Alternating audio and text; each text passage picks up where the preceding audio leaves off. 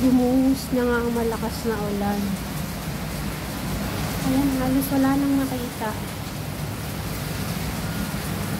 Hindi na makita yung chingy. Ayan. Chingy yan.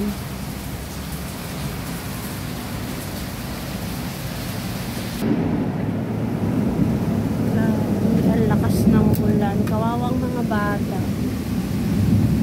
Siguro papauwiin sila ng maagap ngayon. Biglang hindi na makita yung tulay papuntang Mawan. Ayan, papuntang Mawan na. Ganito dito pag bumuhos ang ulan, madalas kinakancel yung office at saka school ng mga bata kasi mabilis ditong bumaha. Ay, grabe. Sobrang lakas.